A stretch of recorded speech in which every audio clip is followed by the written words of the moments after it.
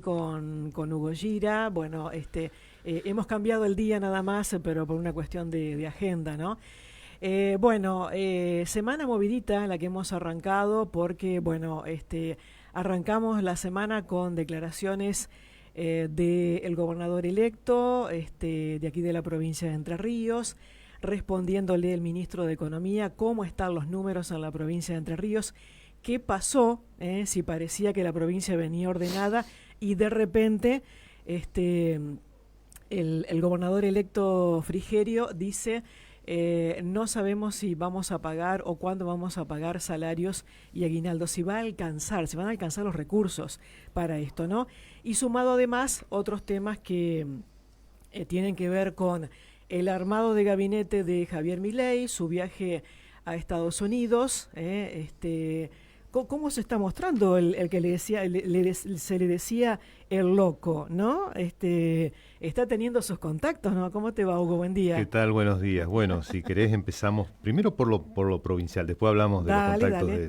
de Milei. Vamos en ese orden. Básicamente lo que se está diciendo desde el gobierno entrante en la provincia de Entre Ríos es que hay un faltante de masa de aproximadamente 40.000 millones de pesos destinados al aguinaldo, Ujú. otro 70.000, 80.000 millones que tiene que ir para los sueldos, y esto, si bien diciembre estaría pagado acá en los próximos días, bajo el gobierno de Bordet todavía se está pagando con el nuevo, con el cronograma de pagos habitual, que es noviembre. Sí. Las cosas se complicarían para el mes de diciembre, que se paga en enero, para enero que se paga en febrero y para febrero que se paga en Mm. marzo. Que además coincide, como siempre, la transición de gobierno encima de gobiernos de distintos Cae en signos. verano también. Cae justo el verano, que es donde se caen totalmente los ingresos Exacto. en términos generales. Es una mala Ujú. época para hacer una transición de Sí, gobierno. sí, sí, sí. Incluso en otros países se toma siempre lo opuesto, digamos, a mitad del ejercicio se hace la transición, y en el hemisferio Para que sur, no impacte tanto, claro, y en el ¿no? hemisferio sur es junio, julio, agosto, los meses más Ujú. activos, y no en los meses del verano donde se cae mucho la actividad económica. Estos son los números que dicen. Nos está faltando plata para llegar al aguinaldo de fin de Ujú. año. ¿Cuántos son? ¿40? 40.000 40 aproximadamente. mil. Y alrededor de 80.000 de sueldo. Ujú. Más en febrero la primera cuota de el crédito internacional en dólares, que son algo así como 60 millones de dólares en todo el año, 30 y tantos en la primera cuota. Hay una cuota que se paga en febrero y otra cuota que se está saldando, 66 millones de dólares. Ujú. Eh, el 6 de febrero, una deuda que tiene el gobierno de 66 millones de dólares, que se pagan dos cuotas a lo largo del año, y que es el crédito que tomó Bordet allá por el 2017 Ujú. para saldar todas las cuentas que les habían quedado mal a él del gobierno de Burribarri. Ujú. ¿Mm? Otro gobierno que había entregado bastante mal las cuentas, muy mal las cuentas. Sí. Bordet, bueno, mismo palo político, se cayó, pero la Ujú. realidad era que esas cosas venía mal barajada. Recordemos que es el mismo crédito que acá en Crespo se está pagando también, porque una parte se coparticipó, y Ujú. alrededor de 12, 15 municipios también se endeudaron, y es lo que se hizo el acceso a Alfonsín y una obra de saneamiento Ajá. acá en Crespo.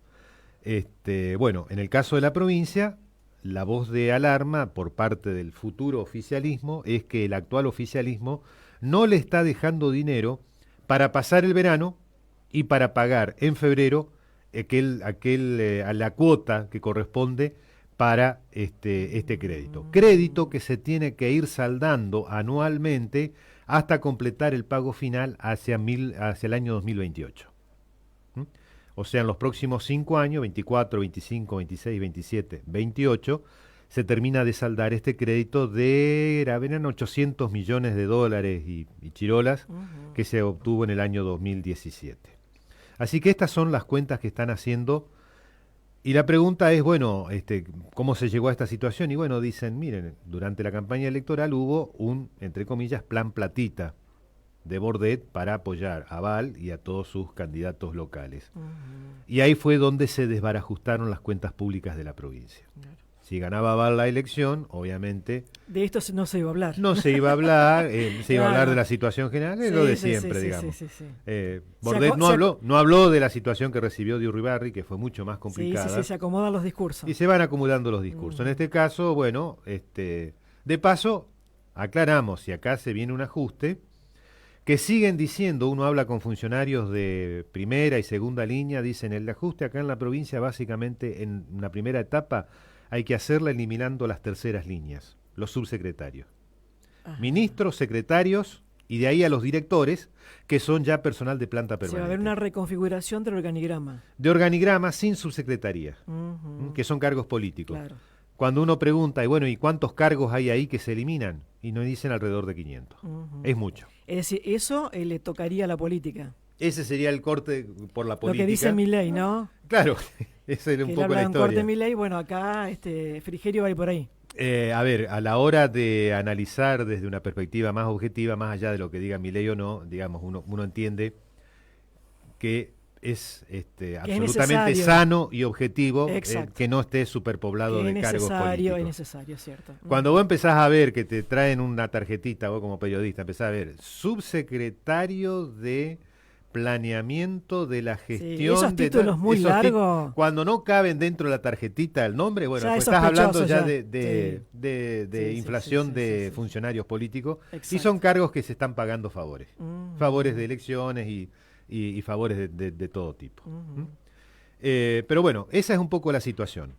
En el ámbito político, ayer, Rogelio Frigerio estuvo junto con los otros 9 gobernadores electos de Juntos por el Cambio, en el Club Hípico de Palermo, un lugar muy chic, dicho sea de paso, no nos juntamos en cualquier lado.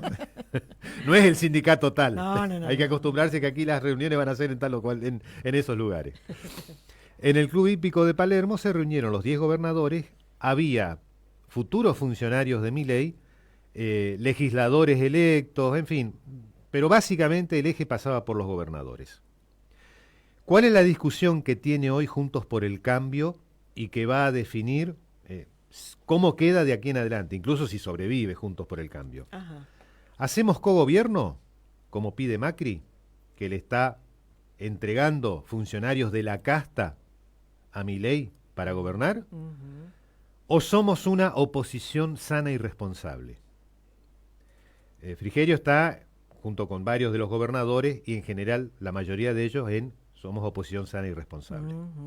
Ellos aclararon que no cogobiernan. No cogobiernan. Y si alguien de Juntos por el Cambio va al gobierno, lo pidió Frigerio, con respecto a Patricia Bullrich, tiene que renunciar a puestos políticos en Juntos, como el caso de pedirle a la renuncia a Patricia Bullrich como presidenta del PRO. Ajá. Y va por cuenta personal. ¿Cuál es el problema que tienen en estas cuestiones? Si son cogobierno, se les va a facilitar la llegada a Buenos Aires en un periodo en el que claramente van a necesitar la mayor cantidad posible de acceso, sobre todo presupuestario, para pasar la transición y más allá. Si solamente son oposición, pero ¿cuál es el problema? No saben si esto sale bien. Cuando uno habla con funcionarios del futuro gobierno, me ha pasado a mí, uno les pregunta, ¿y quién es Milei? Porque todo el tema es ¿quién es Milei? No sabemos. Nadie apuesta 5 pesos por alguna definición racional sobre Milei. Hasta aquí no sabemos nada quién es Milei. Si va a ser bueno, si va a ser razonable, si no... Caja de sorpresa. Es una caja de sorpresa, te dicen. Sí. Y les preocupa. Les preocupa. Ya vamos a hablar del ámbito internacional, donde Milei con la casta se fueron a Nueva York, a Washington, perdón. Decía, ahora, si ellos cogobiernan, ¿quién es la oposición? El peronismo. Que seguro, si Juntos por el Cambio se pasa al gobierno, seguro va a ocupar el espacio de la oposición y se va a rearmar rápidamente. Ahí hay un 45% de votos que no alcanzó para gobernar, pero sobra para rearmar la oposición en un tramo de gobierno de estos 4 años que va a ser profundamente crítico. No solo porque la realidad objetiva lo implica, sino porque además, justamente, está al frente Milei, que en sus declaraciones profundiza aún más los ajustes y las crisis, con la idea de que hacemos todo de golpe ahora, primer año, y después el país va camino hacia el paraíso, Claro. que es el anarcocapitalismo. Por lo menos en la visión de Milei. Visión que no tienen los radicales y los Juntos por el Cambio en general. Visión que no tienen estas personas. Por lo tanto, el tema pasa por justamente qué hacemos, por parte de Juntos por el Cambio. Y obviamente los radicales están más en oposición, los del PRO, con una parte del partido que está con Mauricio Macri, ya prácticamente cogobernando, y con otra parte como Rogelio Frigerio, que no se anima a dar ese paso. Así que esta es un poco la situación en la que están viviendo. La declaración de ayer lo único que hizo hincapié fue en el tema de la unidad. Juntos por el Cambio tiene que permanecer unido. Como premisa básica, digamos, hoy un poco la historia es de bajarse el caballo para ver que más allá de las diferencias, sí, ¿no? Sí. De sencillar hasta que aclare. Hasta que aclare. Y bueno, y mientras tanto, Javier Milei, como presidente electo, se va a Washington a terminar de atar políticamente lo que él prometió en campaña, que él va a ser un hombre de Occidente, del mundo libre occidental y judeo-cristiano, que va a tener en Washington y en Jerusalén sus principales puntos de referencia, Estados Unidos, Israel y el mundo occidental. Esto implica a la OTAN, Europa Occidental, etcétera. Y por supuesto se fue con Luis Caputo, el ministro que tuvo Mauricio Macri, para terminar de resolver el primer tema que ellos quieren resolver, que es la, entre comillas, bomba de LELIQ. Las LELIQ, letras de liquidación, son bonos en pesos creados por Caputo y por Macri en el año 2018 para conseguir, o sea, entregaban los bonos a inversores que entregaban dinero en efectivo, con lo cual el Estado sacaba plata de circulación, con lo cual restringía y teóricamente tiraba bajo la inflación, cosa que no lograron, pero a su vez se autofinanciaba para mantener el gasto público que necesitaba desarrollar. Desarrollar permanentemente. Ahí, ¿cuál era la emisión? No de dinero, sino de bonos. De bonos. Que es muy habitual que se hace en la Argentina ese tipo de cuestiones. Cuando no se le prende la maquinita de la Casa de Moneda, se prende la maquinita de los bonos a través del Banco Central. Entonces dice, vamos a sacar esa bomba, pero para eso necesitas plata. Bueno, parece que Luis Caputo la consiguió. ¿Quién es Luis Caputo? Luis Caputo es un financista muy importante, de quien muchos economistas dicen no es un experto en macroeconomía. Es un hombre de los negocios, de las finanzas. Muy al estilo de lo que pregona el libertarismo. Empresarios exitosos, pero del sector financiero, no de la producción. Lo cual a uno, y en general a los que plantean y planteamos los temas de producción y sobre todo de industrialización y reindustrialización de la Argentina como prioritario, no le termina de cerrar. No es un hombre que precisamente esté hablando de producción todo el día, está hablando de bonos, de esto, del otro. Fue el que creó el bono a 100 años de deuda argentina en su momento, y fue el que, bueno, negoció después con el Fondo Monetario Internacional la llegada del dinero en el año 2019 para tratar de parar la derrota electoral que se venía y que no se consiguió, y que dejó después esta nueva deuda externa con el FMI bastante abultada. ¿Con quién se reúne Caputo? Con gente del Fondo Monetario Internacional, con gente de los fondos de inversión como BlackRock, que es uno de los fondos más importantes del mundo. Él es colega de ellos y básicamente es un hombre del sector financiero que está acomodando justamente los negocios para ese sector. Ujú. Aquí lo que hay que tener en cuenta es que el gobierno de Milei no va a ser un gobierno de producción, no va a ser un gobierno de industria, no va a ser un gobierno de desarrollo, va a ser un gobierno básicamente de dos cuestiones. Una, que va por sí sola, y que es el tema primario, sobre todo el tema agropecuario. Ahí está nominado el ingeniero Fernando Vilella como secretario de Agricultura, Ganadería y Pesca, y es un experto en temas de lo que se viene, bioeconomía. Como es el sector de la economía argentina que mejor funciona, el sector campo, el sector primario, la economía rural, eso va por su cuenta y por sus carriles solo. Fernando Vilella dirige un grupo con el cual desembarca en el Estado y en la Secretaría de aproximadamente 20 expertos en temas de economía agropecuaria. Lo único que está planteando es, bueno, vamos a bajar las retenciones, escalonadamente, van a quedar 2 o 3, maíz, trigo, soja, el resto se elimina completamente ya de entrada, el 1 de enero ya no están más, y con las otras vamos a ir bajándolas de a poco hasta llegar a cero.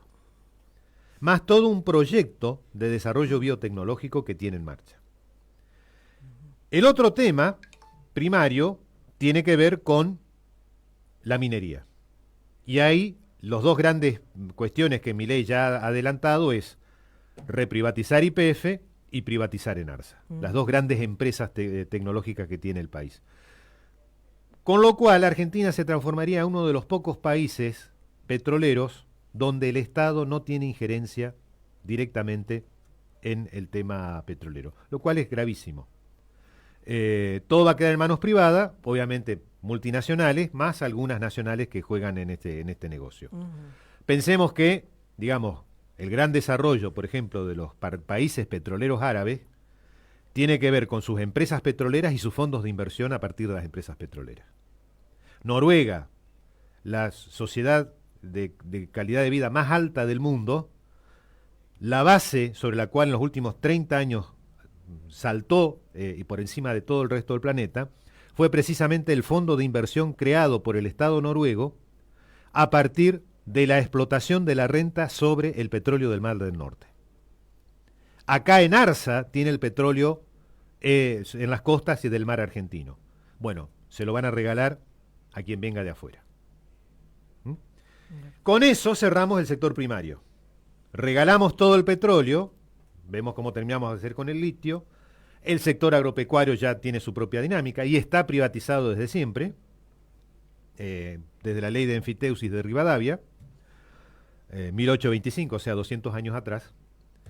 Y entonces lo que nos queda es ver qué pasa con el sector industrial. ¿Qué le dice Milei al sector industrial? En el primer año yo arreglo la macroeconomía, después abro la economía y compitan y que quede el mejor. O sea, no va a quedar nadie. ¿Por qué? Porque en el sector industrial, si vos no tenés una etapa donde el Estado te defienda, no vas a poder salir adelante. Exacto. Voy a dar un solo ejemplo. Tengo acá anotado por lo menos 15. Voy a dar un solo ejemplo por los tiempos que nos quedan. 1971, la empresa FATE, que produce neumáticos, abrió FATE Electrónica, empresa privada. Era la época de la sustitución de importaciones y de defensa del mercado industrial argentino. FATE produjo las primeras calculadoras electromecánicas. Yo recuerdo, era pibe en esa época, trabajaba en la parte administrativa del taller de mi viejo, y eran esas con mecanismos que vos tenías que, la manijita, Sí. tirarla, y te hacía sumas, restas, multiplicaciones. Sí, todo manual. Muy elemental. Así empezó FATE. FATE empezó antes que el gobierno de Corea del Sur iniciara su plan de desarrollo tecnológico en el mismo área. Las tecnologías de computacionales y informáticas. Pues bien, en 1976, cuando llegan los militares, Martínez de Hoz abre por completo la economía. ¿Se acuerdan de aquella publicidad de las sillitas, todas argentinas que funcionaban mal? Abría la economía, venían muchas sillas importadas y de pronto aparecía una silla nacional que uno se podía sentar y era de las mejores. Bueno, eso no pasó. En 1976 se abre. FATE tiene que competir contra las tecnológicas norteamericanas, alemanas y japonesas, y en 1977 cierra su FATE electrónica. Y vuelve a hacer lo que sigue haciendo hasta ahora, neumáticos. En esa misma época, Corea del Sur decidió defender sus empresas electrónicas. ¿Cómo está hoy Corea del Sur? Es un país desarrollado, uno de los pocos países del tercer mundo. Estaba por detrás de Argentina en 1970. Hoy es un país desarrollado. ¿Qué hicieron? ¿Apertura de la economía? No. El Estado tuvo un plan de 20 y pico de años para llevar a sus empresas tecnológicas al primer nivel mundial y lo logró. En Argentina, el único sector donde hay planes a largo plazo, y no porque el Estado realmente lo incentive, sino por las ventajas naturales que tenemos, es en el sector primario, es en el sector básicamente de la alimentación. Para que el resto de la economía se parezca a la alimentación y tengamos nuestros Fernandos Vilela haciendo, como él, bioeconomía de aquí en adelante, tendrías que hacer exactamente lo mismo que hizo Corea del Sur. Claro. Pero bueno, ¿quién tenemos al frente? Y a Luis Caputo, las finanzas. O sea, vamos a un gobierno de sistema financiero y sector primario, y el resto arreglate como pueda. Es decir, desapareces. Porque hay otro detalle. Argentina va a abrir su economía con Javier Milei cuando el resto del planeta la cierra. El punto central de la economía que tuvo Trump en Estados Unidos fue volver al proteccionismo para recuperar empresas industriales que se le habían ido del país. Y lo logró a medias, pero lo logró. Biden no enfrentó ese tema, lo mantuvo, claro, porque sabe que esa gente necesita seguir trabajando. Estados Unidos había enfrentado en las décadas del 90 y el 2000 una fuerte desindustrialización, a la par que China se industrializaba. Sí, a pesar de lo liberal de Trump, en ese aspecto fue populista. Y fue necesario. Para ellos es absolutamente necesario el claro, tema. Sí. Entonces, digamos, uno no ve otro planteo que negocio financiero y el campo que, bueno, va en piloto automático, más o menos. Sí. Lo único que discutís ahí con el campo es básicamente la presión impositiva. Sí. Todo lo demás más o menos va en piloto automático. Así que, bueno, esta es la circunstancia. En esas circunstancias, con un país que afronta la posibilidad muy fuerte de desindustrialización con esta política económica que se va a llevar adelante, que tampoco se reindustrializa del todo con la política actual. Digamos, estos 4 años que termina Alberto Fernández, se hicieron algunas cosas para evitar la caída, pero no para recuperarse. Se puede haber muchas excusas, claro, que la pandemia, que la sequía, está bien. Pero no hubo elementos en contra. No se crece desde el 2011, Hugo. Pero tenemos un problema que es exactamente ese. Hace mucho tiempo. Hace mucho tiempo que el país está dando vuelta. O sea, hay una ¿cómo se dice? Un cansancio, una dificultad por parte del sistema económico en sí para poder salir adelante y desarrollarse desde hace por lo menos una década. Claro. Lo que tenemos aquí es gobiernos como el de Macri, que en realidad lo que hicieron fue profundizar esos procesos y no atemperarlos. Mientras que el segundo gobierno de Cristina y algo, si vos querés decir, del gobierno de Fernández, intentó atemperar. Para no ir, o sea, no fue procíclico de la crisis, sino intentaron hacer, y no le salió bien, una política anticrisis y anticíclica de la crisis. Así que estas son las cuestiones que están planteándose. El viaje, obviamente, Argentina no va a asumir en el BRICS, por lo menos eso es lo que plantea la cuestión. Sí. Se va a necesitar plata, no sé qué vamos a hacer. A ver, ¿a quién le vamos a pedir? ¿Estados Unidos y el fondo? Hasta ahí nomás, para ir tirando.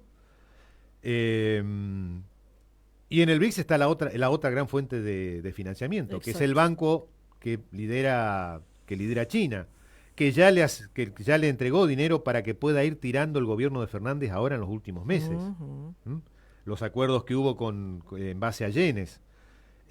Así que bueno, esa es un poco la situación que se está dando. Viene muy crítica la cuestión, pero lo más crítico es lo que se promete hacer. ¿Mm? Lo más crítico del gobierno que viene es lo que promete, no lo que ya recibe, que ya de por sí es malo y que nos abre a una perspectiva de un 2024 donde muchos expertos, incluso desde el propio nuevo oficialismo que llega, dicen que la inflación no se va a bajar. Se está hablando de diciembre un 20%. Noviembre termina con un alza de alrededor del 12% y que en diciembre, con la cuestión temporaria, temporal, digamos, de fin de año, donde también se reactivan mucho las ventas y los precios, podría llegar al 20%. Y después hay que ir frenándola, si es que se puede. Bueno, así está el panorama, ¿eh? Panorama complicado. Complicado. Gracias, Hugo, como siempre.